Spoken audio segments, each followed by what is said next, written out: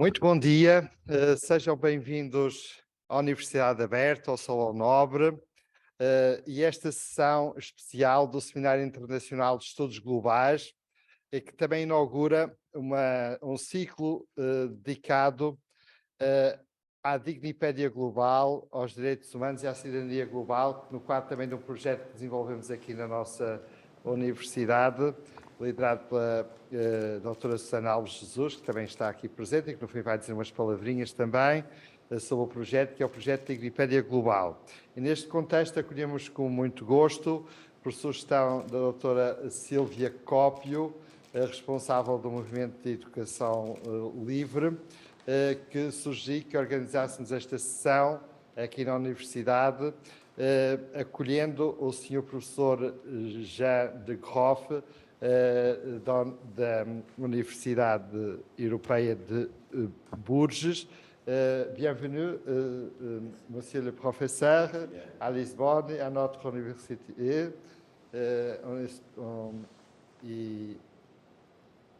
On espère un bon partage de savoir aujourd'hui de votre part.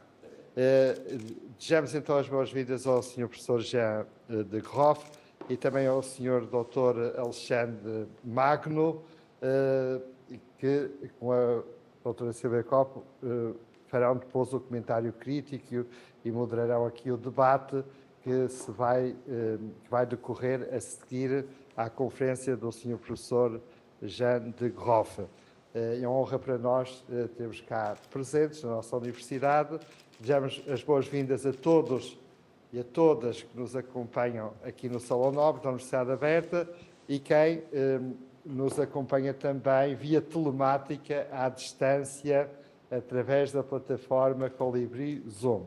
Sejam todos bem-vindos e desejamos uma excelente sessão de partilha de saber, de conhecimento e de aprofundamento deste tema tão importante que é a família na ligação com os direitos humanos.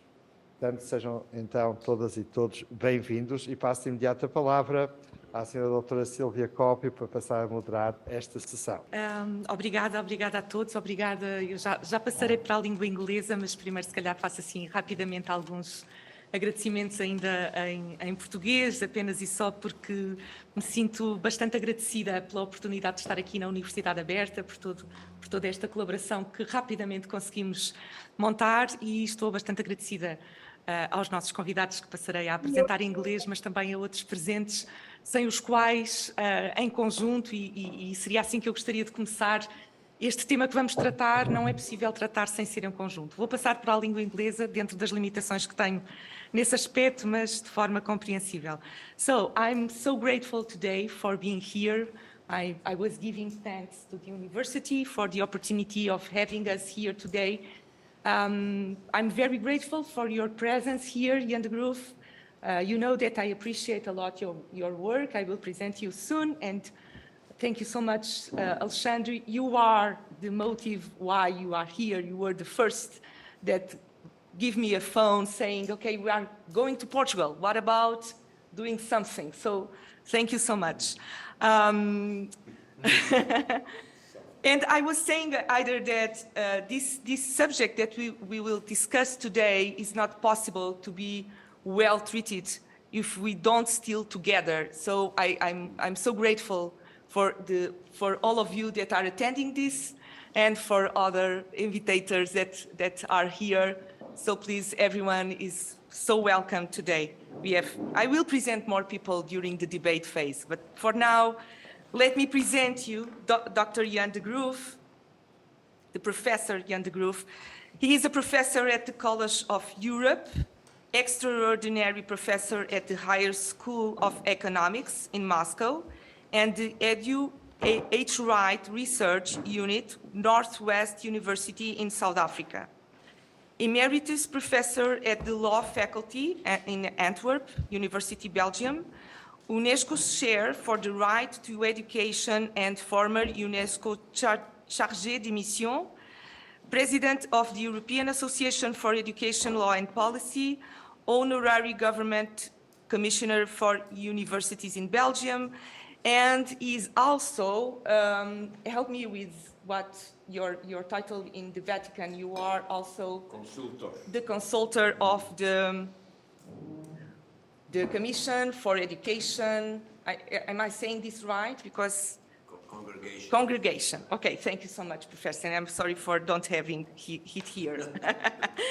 Okay, so I will present first Alexandre Eider. Alexandre Magno is a lawyer from the University Federal de Minas Gerais, postgraduated in law, penal law by the University Estácio de Sá e Mestre. Am I saying this right? Sorry. And by the University Vanderbilt University. He works for the Central Bank, yes, Secretary National for the Protection Global, and President of the Commission of Ethics of the Ministry of Women, Family, and Human Rights, yes. Ex-director of the National Association of Home Education in Brazil, ex-member of the board of the Global Homeschool Conference, and also professor of law educational in the Superior School of Advocacy. He's an author and a co-author. And so thank you so much, Alexandre, for your presence here either. So I will pass the word to the Professor Jan de Groof first. And so let's initiate this meeting, hearing what you have to say to all of us, and then Alexandre, and you can take your time. Yeah. You see me. It's an honor, privilege to be here in this prestigious university. Mon cher collègue, effectivement, c'est quand même une grande université avec pas encore tellement d'histoire, mais quand même son statut est tout à fait remarquable si on le compare avec d'autres universités. It's good to be here. I would talk slowly, right? So we should try to communicate as much as we can. It's important to have prestigious open universities.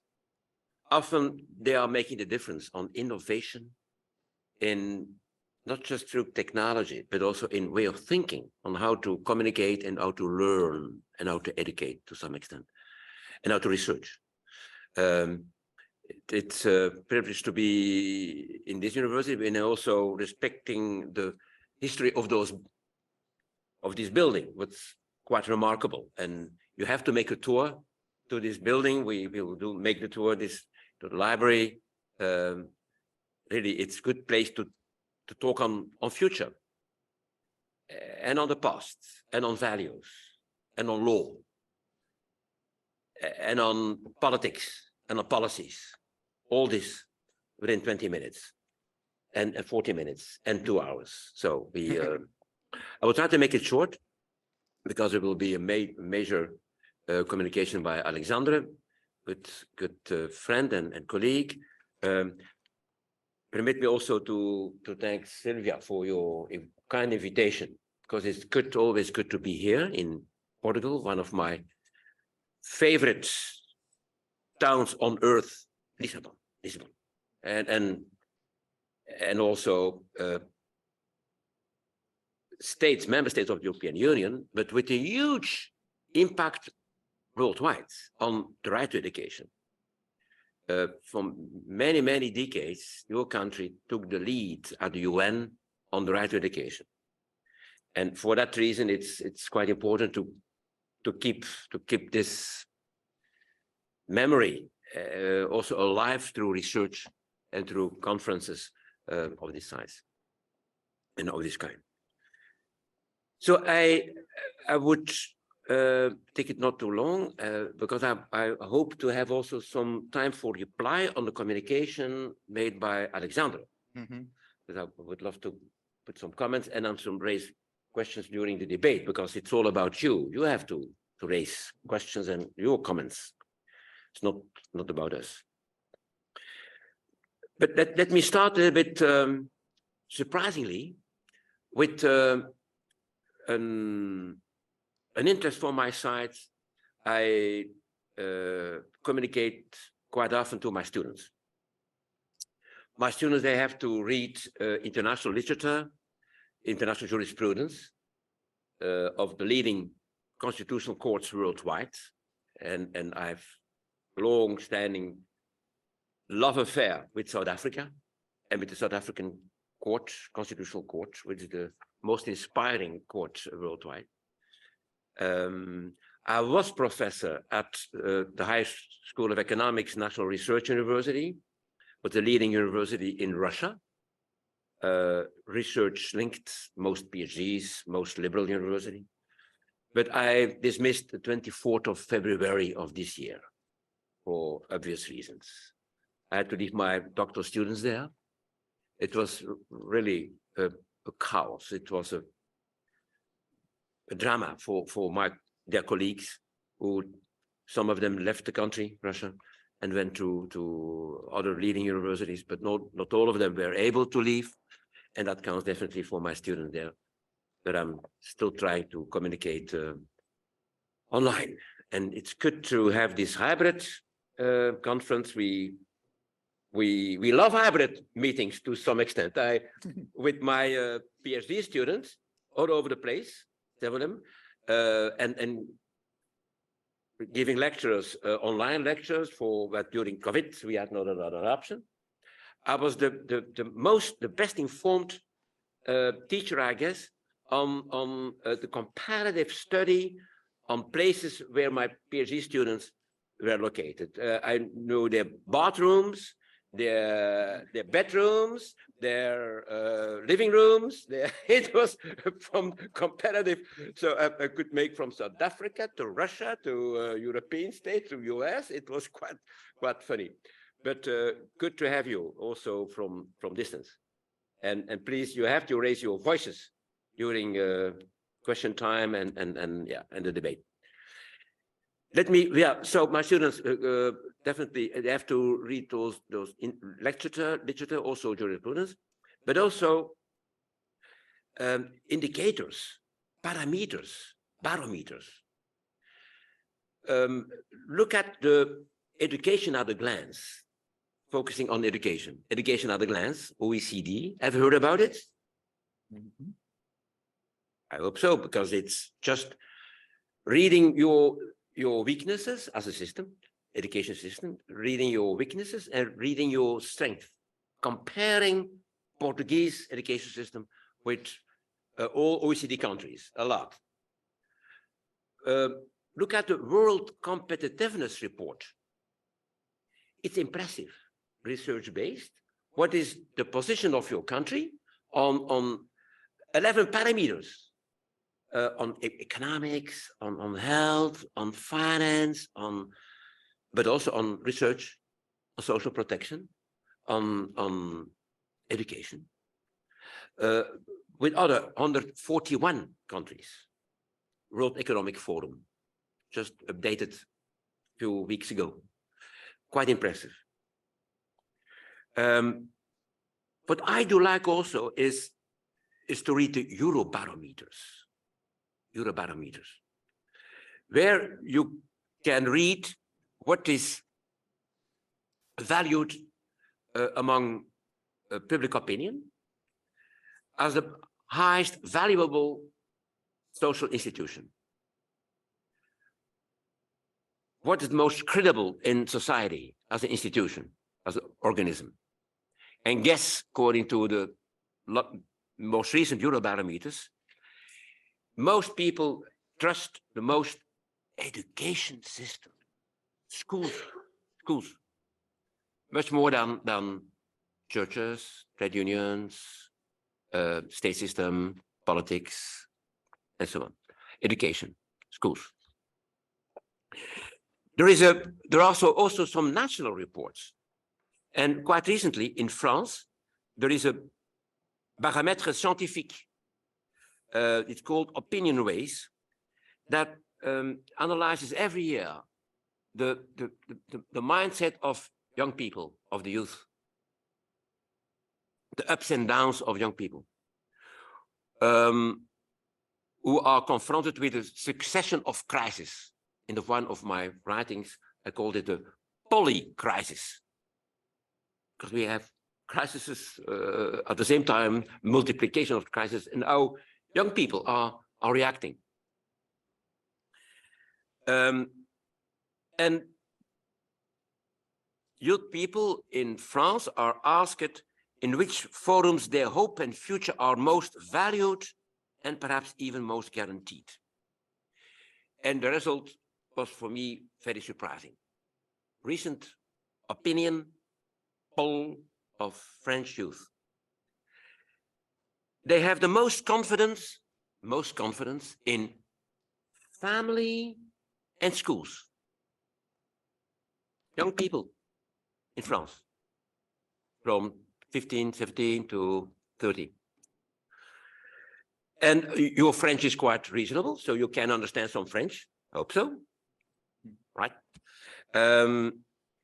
They label the family as un lieu de soutien et de conseil en cas de difficulté. So the only place where you can trust in times of conflict. Le foyer familial demeure le refuge évident, le lieu de la première solidarité, the place where you can encounter at the most highest level solidarity, the sense of solidarity. And even stronger, the belief in the educational system remains stable and is still increasing. Seule l'école paraît capable de donner aux jeunes, notamment les moins favorisés, des clés pour réussir.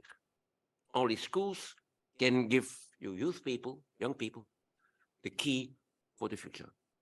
Only exclusively schools, besides family. So it's surprising. And it gives a good feeling that, yes, trust in families, trust in schools, although we have to be critical vis-a-vis schools, as we will tell a little bit later, but still trust in families. And in international barometers, well, a lot of international barometers, education remains the first and the fundamental concern for parents. What is the first concern for a parent worldwide, internationally? Education. Second, poverty, unemployment, and climate. We love rankings. I'm in favor of rankings. So education, poverty, unemployment, and climate. Voilà, ça c'est le premier chapitre, si on veut. What is the opinion about values? Let me talk now about the law and about policies. If you permit me, it is a state university? Yes, it's an institution, public distance, public, but where we love pluralism. So I'm a Catholic, and one of my sources is canon law. I'm as they call it, Doctor Utriusque Juris of both law. Canon law, I'm a canonist. I love canon law just for research, for the impact of the church, for histories on civil law. And I don't know if lawyers are among us, but they had to teach Roman law and canon law.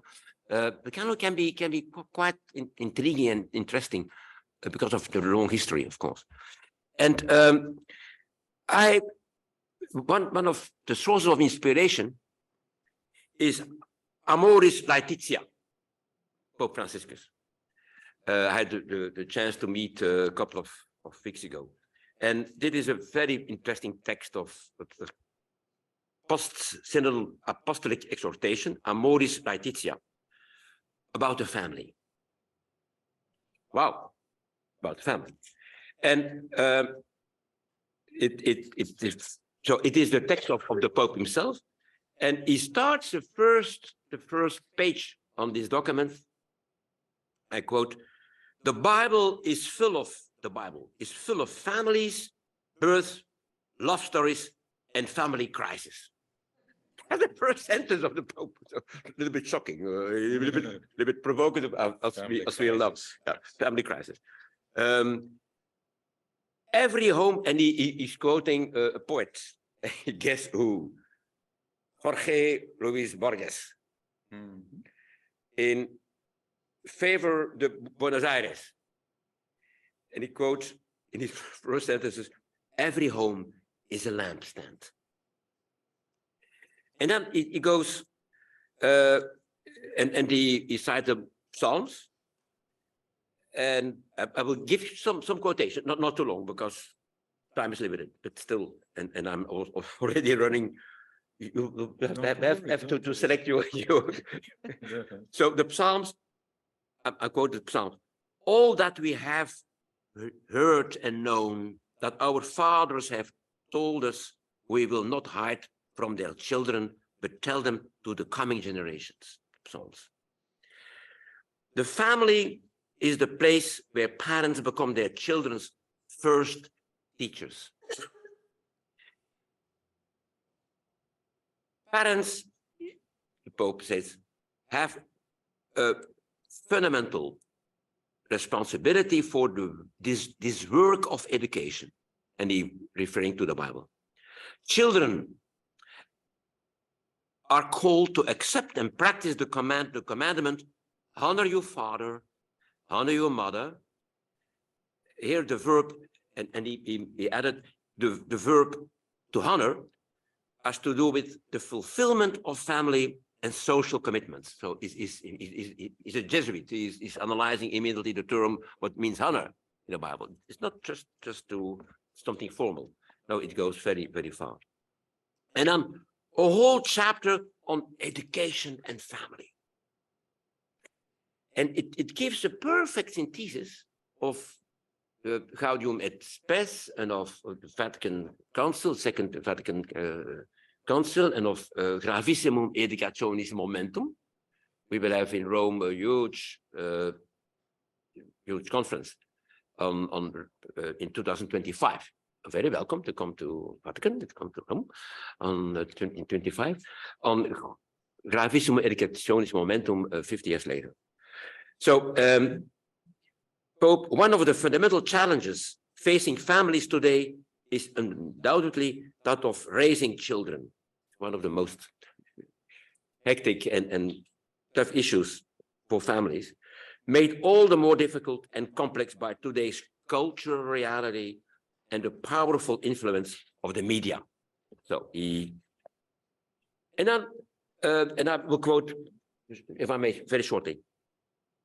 I quote the Pope.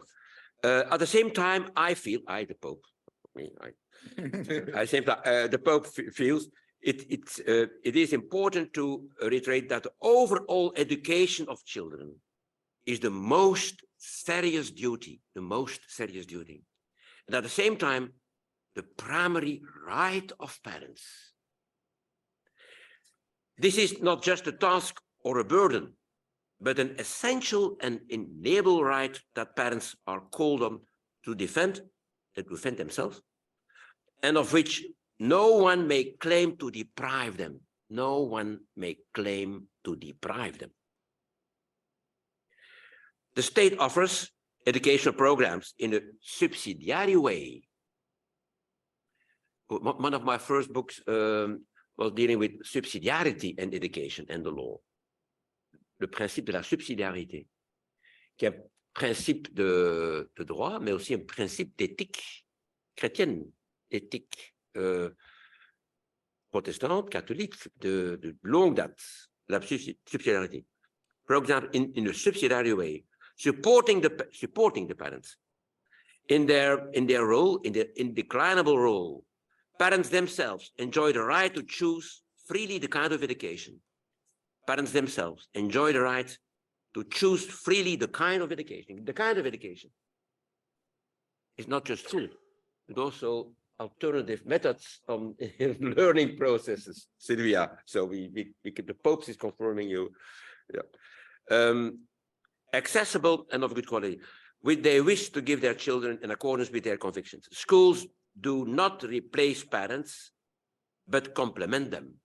Schools do not replace parents, but complement them. Like complementarité. This is a basic principle, and he repeats it several times. All other participants in the process of education are only able to carry out their responsibilities in the name of the parents. In my teaching, I'm using the term in loco parentis. The teacher is acting not on his own behalf. In loco parentis, on behalf of the parent, of the family. With their consent, avec leur consentement. And to a certain degree, with their authorization. So, and there is, you should read this text. It's full of joy also. Another, but I will leave it there. You should read the chapter. The family is the first school of human values. Very, very. The family is the primary setting for socialization, and so on and so on. So, Amoris Laetitia. Let me go now to values, canon law, doctrine of churches and religions. And what about the civil law? What about the law, constitutional law, administrative law, international law? And let me raise, and I hope all of you have your pens and your papers. Some of them are there. So what are the questions I wanted to raise? And you have to come with me into debate on those issues. What are the most relevant questions from my perspective? What is the scope of parental rights? What are the consequences? Second, must parents justify their choices vis-à-vis the state? Who should assess the best interest of the child? The Convention of the Rights of the Child is one of the most, one of the most fundamental international treaties. And the core is in the best interest of the child. But who should judge? Who should assess what is in the best interest of the child? And I will not definitely not have the time, but I had at a conference among lawyers, experts on family law and on education law. Fascinating, because the number of conflicts of before the judge in civil tribunals, conflicts between family and the school, family and the state, family and teachers, parents against parents, children against parents of a certain age. So this wide variety raises the question before the court, and sometimes the legislator has to deal with, who will definitely be the last resort, who has to decide on what is best interest of the child. Is there any, and I will add immediately, is there any chance that the child can also voice his or her opinion about education? So for that reason, there is intriguing. I'm talking as a law person. There is very intriguing case law about conflicts between learners of 16 years, 15 years, 14 years, and their parents who want not to opt for a specific school or for a class. For instance, some public education systems offer the choice between confessional and non-confessional schools. And within confessional schools, Catholic, Protestant, Anglican, Islamic, and sometimes there is a real family conflict. Not that often, by chance, but still there is, and we have to prepare ourselves. Yeah.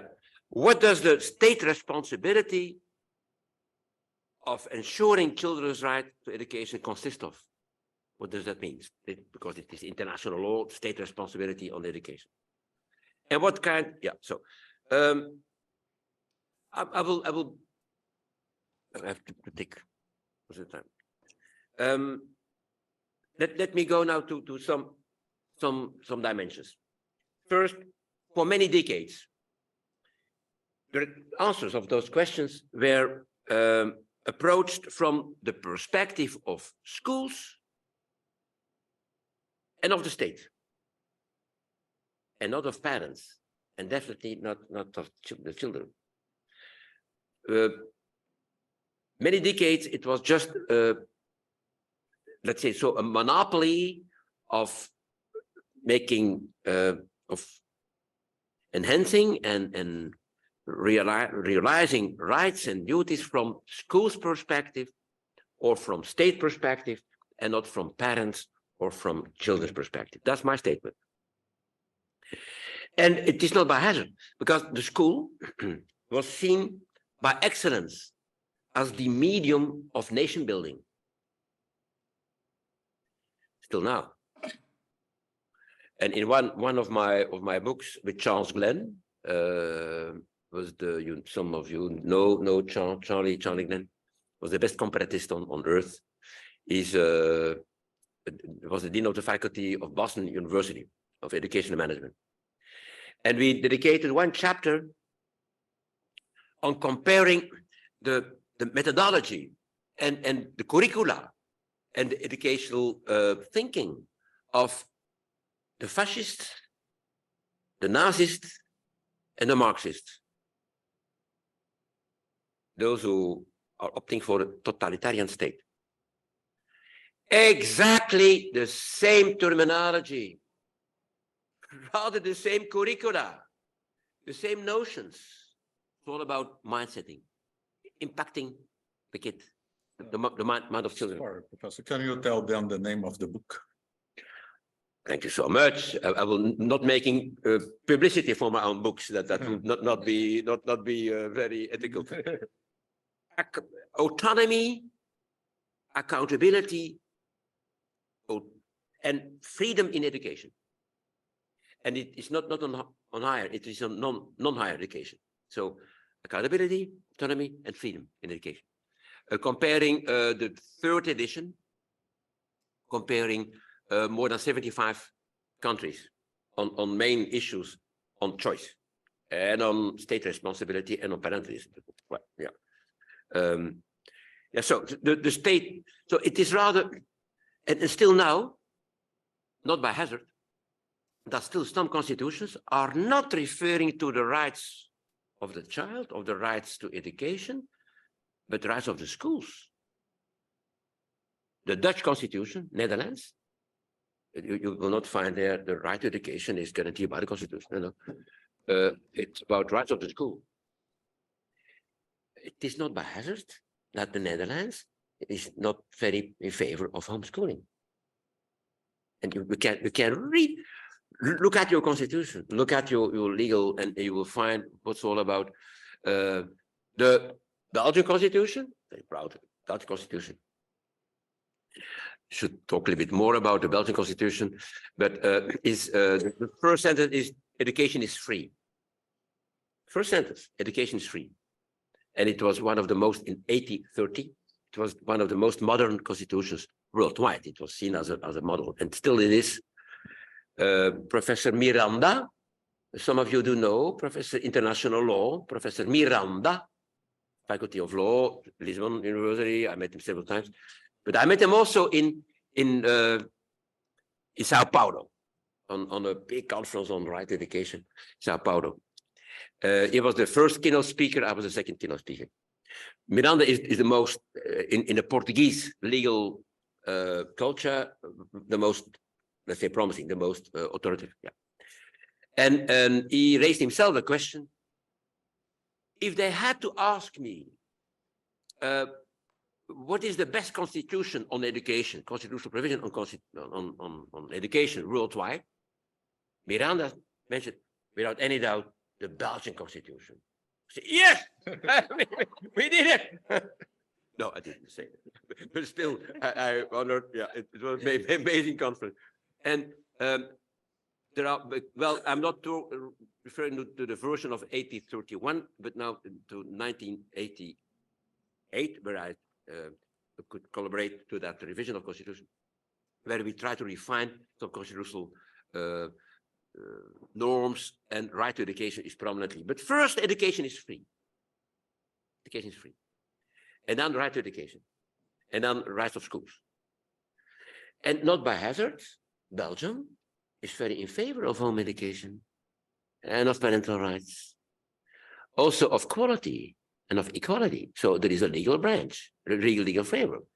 And there I'm not totally in line with Mike Knowles, but we will make a parenthesis on state should remain absent vis-a-vis home education, but that will eventually during the debate, that's something for later.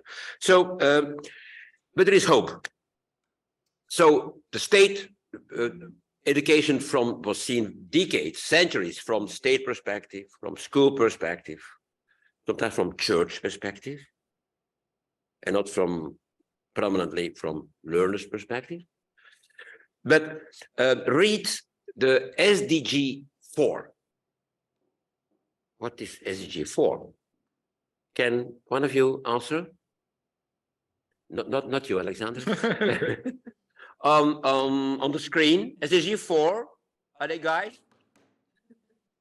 No. Oh, SDG 4. What means SDG? Yeah, that you know.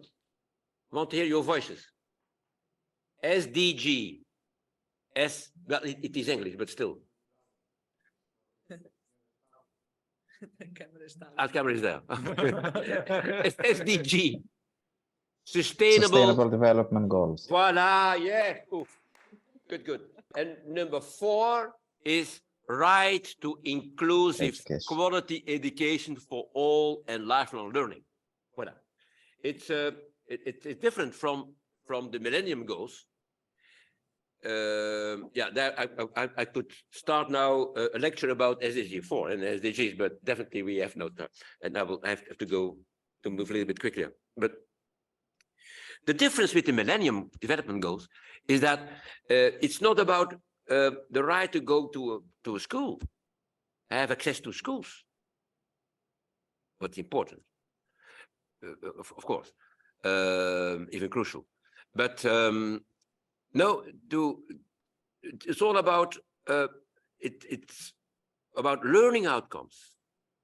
What should the kid know after children and the learners know after the period of time of study and of learning? It's about learning process, learning outcomes, and not about institutional affairs and going to schools. So the approach I should refine now this idea a little bit further, but let me quickly go into the digital agenda. Still have some time? Some time, I think. Let me see. Yeah, okay. Then jump quickly to 5 minutes. 5 minutes. Yeah. Do you agree that I still have 5 minutes? I have due the solidarity from the screen.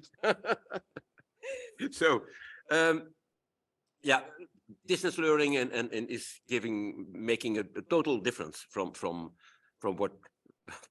what was before COVID. So post-COVID and pre-COVID should give another, let's say, interpretation of parental rights, because the trust on parents during COVID was overwhelming, and should learn policymakers and it's not mine, and days later too. Yeah.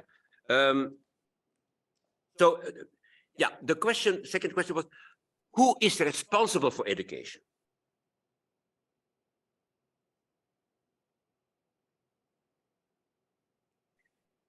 I will give my answer. Please conflict and refine my ideas. 5 partners. 5. Parents first, the family. First, the family. The teacher. Yeah, teachers, educators, schools. I should add society, civil society. Civil society. I'm in favor of civil society schools as alternative for state schools and state. 5 partners. So it's a kind of a co-responsibility. But the prior responsibility is in the hands of the parents, the family. So again, remember, in loco parentis. And I should refer now to international law, but you will refer to international law, so that yeah, I will keep some elements for as a comment to your presentation, if I may. So the prior and it's by law, international law, and it's by the prior responsibility lies in the hands of the parents. In some court cases, it's even mentioned as from natural law, the droit naturel. So it means, yeah. And then governments must regulate, but let me that. And what should the government or what should the state regulate? That question comes later. So it's like a quiz. I have a very, very detailed idea about that, but let us leave that for the debate and for after. Let me conclude by research, and again, we should welcome your research, your future research on what is the involvement of parents in the whole education learning process. And there was research on after the COVID period, the parental involvement during the COVID period, quite recent and very interesting. And I will just be very, very limited in my comments, but in my conclusion. But let me quote just one of the findings. Parents, so the statement is, parents were required to organize and support their children's learning. They were required during COVID 2 years of schools were closed worldwide. But had a huge impact on learning processes. But then the question raises, what about the parents? So parents were required to organize and support children's learning, complemented school resources, and replaced teachers to varying degrees. In schools Europe-wide, reported that the lack of support from parents, was the biggest obstacle which kept students from participating in virtual classes. Differences in parental time investments, cognitive and pedagogical skills determined students' learning progress. So the involvement of parents had a determining impact on the whole learning process during the COVID time. Yeah, there is also some study from PISA. PISA, yeah, that's another bank of information. Yeah, PISA, Pearls, TIMSS. You should use those indicators because it's for free. You can get it on the web, and they're giving you a massive information about progress from comparative perspective.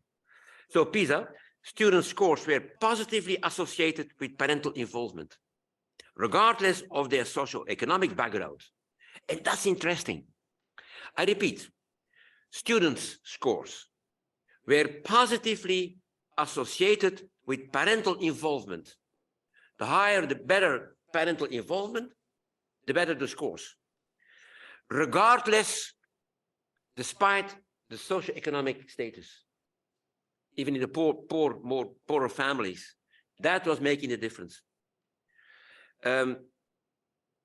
Mother's ability and home inputs,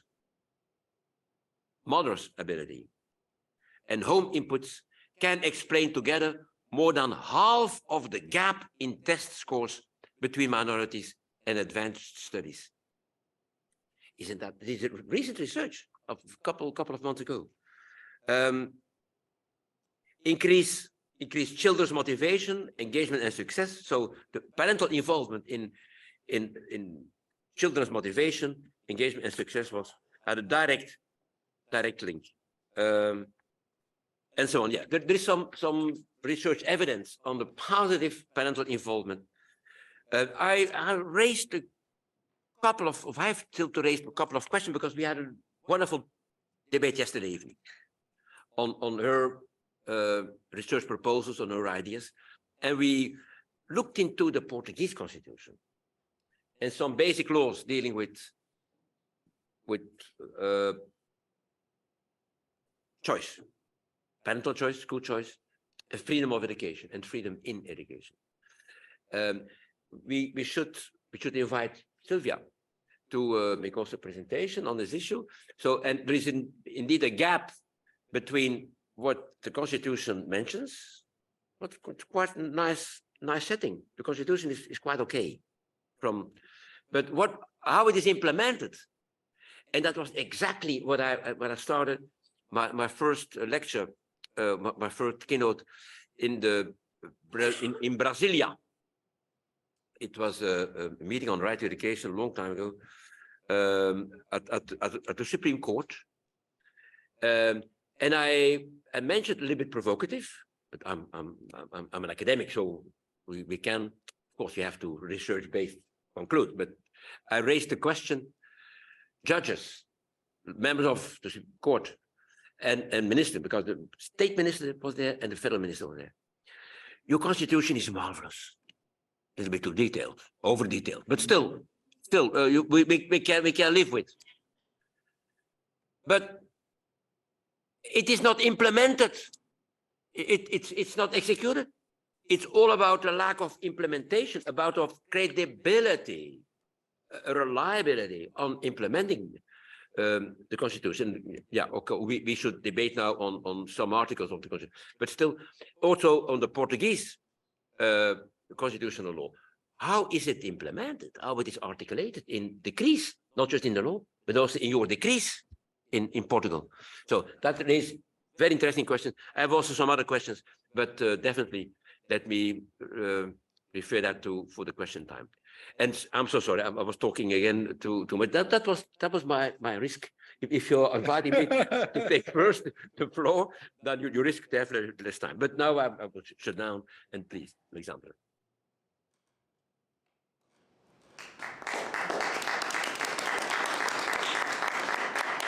Such a privilege and a challenge to speak after the Grand Master of Education Law and Policy in Europe. But please allow me to give some words in Portuguese before my lecture to my fellows here. And, bem, bom dia a todos. É com muita alegria que eu estou aqui, e é um privilégio estar aqui em Lisboa, aqui nessa universidade, nesse palácio. E eu queria falar da estreita ligação que nós temos, apesar do oceano que nos separa e uns sotaques um tanto diferentes um do outro. É a mesma língua, é a mesma cultura. E o Brasil é majoritariamente um país português. A nossa cultura veio quase que integralmente de Portugal, e talvez nos falte a humildade de reconhecer isso, da influência portuguesa, que foi muito maior do que qualquer outra influência. Eu vou contar um breve causo, que algumas pessoas podem achar que é uma história meio estranha, mas eu sou de carreira procurador do Banco Central. Eu já fiz dezenas de sustentações orais perante os tribunais em Brasília. E numa das ocasiões, um dos desembargadores começou a falar tantas coisas profundamente erradas em termos jurídicos que eu fiquei muito revoltado. E aí eu saí do tribunal e comecei a correr. Corri desesperadamente, porque minha cabeça não conseguia aguentar aquilo que ele tinha falado. E eu me refugiei numa biblioteca, como eu costumo fazer. Eu pensei assim, eu preciso ler alguma coisa para me acalmar. E a minha escolha óbvia foi ler Fernando Pessoa. Me trouxe a paz. Well, now I can speak in English. one of the major but almost forgotten discussions in education is about the distribution of educational power. I mean, who gets to decide about the education of the children? And as Professor Jan de Groof said, nowadays this debate is mostly between school and state. And we practically forgot to talk about the family, to talk about the children themselves, and to talk about society as a whole. First of all, when we are talking about children's education, we are always talking about the best interests of the child. And this is the major concern, as you know, in the Convention on the Rights of the Child. And it's such a problem to define in the concrete cases what is exactly the best interest of the child, because it's not black and white in the law. And we face everyday decisions to know what is better for each child. And who gets to decide? Well, first of all, we must remember that childs and adolescents are by definition minors. They don't have full legal capacity. So the decision is not in their hands, with one exception that I shall comment later. And we are talking here about a very serious issue in ethics, is about surrogate decision-making. Because who gets to decide in the name of the child? And to try to answer this question, we must ask ourselves first, who has legitimate interest in the education of the children? Well, of course, the children themselves have this interest. The parents also has, the society as a whole, the state, and also the schools. Each one with its peculiar interests. And let's remember, we'll try our best to harmonize these interests, but sometimes there will be conflict among them, and in case of conflict, the best interest of the child is paramount, it's decisive. And we have to learn to think in nuances. It's not so simple as one might think, all power to the state or all power to the parents. So let's first of all eliminate some possibilities. First of all, it's nonsense to talk about total autonomy of the child in his or her own education. We will see that partial autonomy, it's something very important, but not total, they are minors. We can't give also total power for the parents. This would mean a kind of parental absolutism and a retrocession to the Roman Institute of Paterfamilias. You know, there was a great series about Rome, called Rome, like 15 years ago, and one of the episodes was Paterfamilias. The father or the grandfather has absolute power, had in Rome, absolute power of their children, even adult children, about their wife, slaves, etc. Obviously, this doesn't make any sense right now. But what is the other extreme of parental absolutism that no one discusses anymore in the world? The other extreme is totalitarianism. And totalitarianism is based on the belief that we can have a perfect answer for every question, a perfect answer applied to every person. And who would give us this answer? Well, as Hegel said about who incarnates the spirit of the time, well, the state. The state in totalitarian regimes, as Professor Groof said, they decide everything for everyone, between brackets, in equal terms. There is no individuality.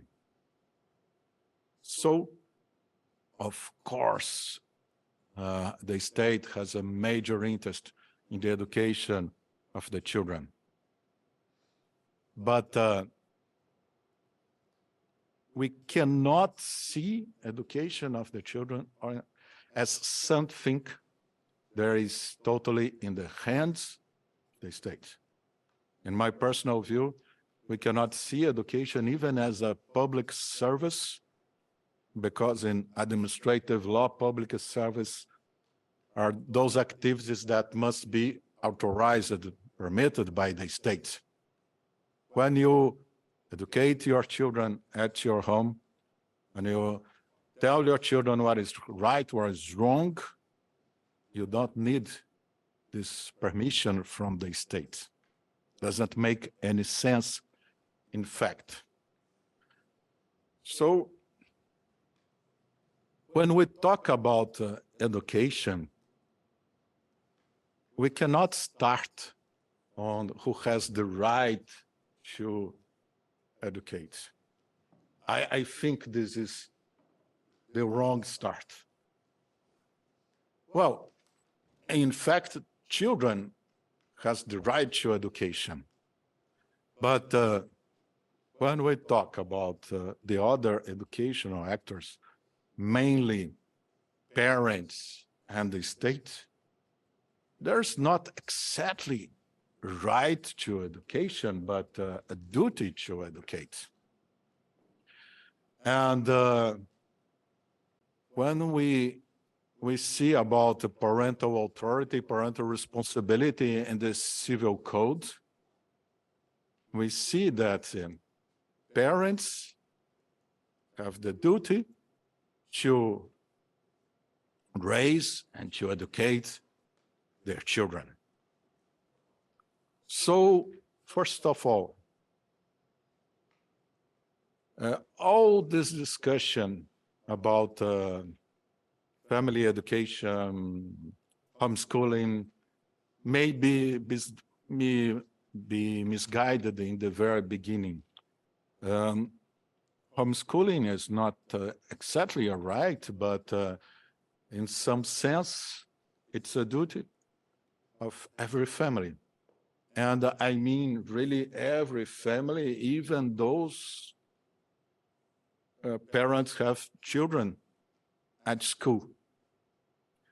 You can't delegate your parental responsibility, your parental authority, and you can't just say to the teacher in school, oh, please educate my child because I don't want to do that. Well, I'm saying you can't in the sense that you don't have a legal permission to do that. But in fact, unfortunately, a lot of parents really do that. They want the school to educate their children. They want the school not just to transmit information to their children, and it's already a huge responsibility, but to discipline, to give values, to give discipline, to teach habits, attitudes. Well, that's really a problem for the schools. Because I don't know here in Portugal, but in a lot of countries like Brazil, the cases of burnout among teachers are on the roof. And I can suppose that one of the reasons for this skyrocketing burnout of the teachers is that they are demanding on much more that they can give. You imagine that a teacher at preschool, usually a woman, who has the mission to teach at the same time about 30 kids. Well, I have a 4-year-old boy. Kids in this age are especially challenging. And they educate not only in the transmission of knowledge sense, but in every sense possible. Well, this is really an impossible mission. We are asking too much from the teachers. And we might ask ourselves, what is the mission of the state in education? Because I said to you, we are not anarchists, we are not family absolutists, and neither we are totalitarians. But the state has always a role on education. Well, first of all, education, in my opinion, I know that's not the most, how can I say, popular opinion. It's not primarily a public issue, but a private one from the parents, but a private issue with huge public repercussions. Because you know that educated people are a very valuable asset for economic development, for building a better society. So, of course, the state has a legitimate interest in education. There's no doubt about it. But the state can provide education, the state can oversee education, the state can demand minimum standards of education, but at the same time, the ideological position of the government can't have a final word in what education is. Because, at least namely, we live in a pluralistic society. And maybe it's valuable to think about the position of the parents choosing the kind of education for their children. It's in the Universal Declaration of Human Rights. It's also a political position in the sense that freedom for parental decision-making and education means protection of pluralism in society. And every democratic society values, cherish pluralism. And the society must be viewed also as something separate from the state. Here I'm talking about civil society. And there are very close relations between family and society. As they say in Africa, it takes a village to raise a kid. And Thomas Aquinas said that the family is the uterus of society. And parents are not raising clones or copies of themselves. They're raising and educating children to live in a society and maybe to help improve the society. Maybe it's not asking too much for the next generation to do a much better work than our generation. I think we are doing a very poor job, by the way. And children, of course, must be socialized and must contribute to society, must learn how to contribute with society. This is fundamental. And what are the interests of schools in education? Well, I really think we need to discuss more schools' autonomy, mainly private schools with alternative approach to education, confessional schools. Well, schools want to preserve their peculiar identity. And parents must have a voice in school, but at the same time, the school must preserve this identity. And the parents cannot disturb the collective mission of the school. At the same time, as there are in so many human rights treaties, the school must respect the moral and religious convictions of the parents. This is fundamental. In the US, they said that the children don't left their rights in the schoolhouse gate. Well, I would say the same about the parents. The parents don't lose their rights, their parental rights, because their children are enrolled in school. They must be respected. Well, I'm coming to an end of my commentary, but in the end, I would like to emphasize Article 5 of the Convention on the Rights of the Child, because it's by far the most important document, not only on education, but mainly about children's rights. And Article 5 says that the parents must be respected in their guidance of the child, but, this is a very important but, they must also consider the evolving capacities of the child.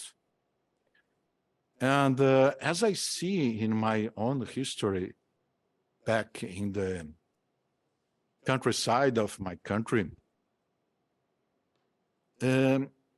it's crucial for the parents and also for the schools and the states to respect the children as separate human beings with their own dignity and with their own talents, desires, and personal projects. And when we talk about evolving capacities of the children, we must think that children don't become adults at once. Oh, in the day of my birthday of 18, I'll be capable of everything. Well, in the previous day, I wasn't capable of nothing. Well, this doesn't make sense at all. I think we must respect the children according to the level of emotional and intellectual maturity. It doesn't make sense to treat a 10-year-old child like a 5-year-old and to treat a 16-year-old adolescent as a 10-year-old child. We must respect, we must give increasing levels of autonomy according to their maturity. And there's a mission mainly for the parents, because schools are about mass education, to treat everyone as an atom of undefined mass. And the parents are able to see the individuality of their children and to know what is best for them and to know the level of autonomy needed in each stage of their life. So, and in my commentary, I would thank you again for being here. It's really a pleasure and an honor. Thank you, Silvia, for organizing all of that. Muito obrigado a todos. Esta sessão foi então integrada no âmbito de um projeto chamado Dignipédia Global, que temos sempre o gosto de dizer qual é o subtítulo deste projeto, porque a partir do subtítulo se explica e se entende um pouco mais, desde logo, o espírito deste projeto. Dignipédia Global, sistematizar, aprofundar e defender direitos humanos em contexto de globalização. E digo em inglês também, Dignipédia Global, Global Dignipedia, to systematize, deepen and defend human rights in the context of globalization. Em 3 linhas apenas, este projeto é um projeto de base científica e parte dessa base científica para elaborar 2 grandes dicionários em direitos humanos em Portugal, um dicionário global de direitos humanos direcionado não só para a academia, mas para o público em geral, e outro dicionário, o dicionário pedagógico para os direitos humanos, que está direcionado para crianças e jovens em formação e para os professores nas escolas em casa que queiram de facto aprofundar a questão, esta temática dos direitos humanos, que é uma questão candente dos nossos dias e que é uma problemática de facto que nós entendemos como uma constelação de conceitos que se agregam. Para conseguirmos perceber cada vez mais a fundo os direitos humanos nos nossos dias, precisamos cada vez mais de aprofundar os seus diversos termos e conceitos que se agregam e por vezes se desagregam, e é de facto neste trabalho conjunto que tem sido levado a cabo, quer na academia, quer em diversas escolas por todo o país, que tem sido feito esse trabalho e que está a ser feito ao longo destes meses e agora até ao final do ano. Portanto, este projeto pretende apresentar ao público 2 dicionários dos direitos humanos, um para um público geral, outro para o público, para crianças e jovens em formação, mas também uma plataforma online de acesso livre para todos, onde estes 2 dicionários vão estar integrados e vão estar em acesso livre, e também o projeto dinamiza várias sessões de capacitação e de sensibilização junto de crianças e jovens, junto de investigadores, de professores, e neste sentido muito agradecemos a presença dos professores hoje aqui, também para esta sessão tão interessante sobre um tema que merece ser aprofundado no âmbito dos direitos humanos, a questão da família e a questão do direito à educação em todas as suas mais amplos sentidos. Passo a palavra, só para fazer um apelo. O projeto já está nas redes, temos a plataforma disponível online, ela está em construção. Sigam-nos nas redes, têm os flyers nas cadeiras, aí em casa podem aceder ao site dignipediaglobal.pt e também procurar-nos nas redes Instagram, Facebook e LinkedIn. E, portanto, agradecemos a todos a vossa atenção para aprofundar cada vez mais, sistematizar conhecimento, aprofundar conhecimento em direitos humanos, para melhor defender direitos humanos no contexto de globalização em que vivemos. Agradeço imenso a vossa participação, a vossa partida, quem esteve presente aqui no Salão 9 e à distância. Estes seminários de estudos globais visam precisamente acolher diferentes perspectivas de forma livre e cientificamente também pensadas sobre a forma de entender, compreender os grandes desafios, os grandes problemas das sociedades globais em que vivemos, e também pensarmos em respostas, em soluções para aperfeiçoar a globalização, este contexto de globalização em que vivemos, de forma, à luz deste lema que preconizamos, investigar e educar para uma globalização de rosto humano ecossocialmente responsável. E, portanto, a vossa partida hoje também enriqueceu, portanto, este ideário e, portanto, quero desejar uma boa tarde, um bom almoço, um bom regresso a casa e quem está em casa, um bom fim de semana. Até breve.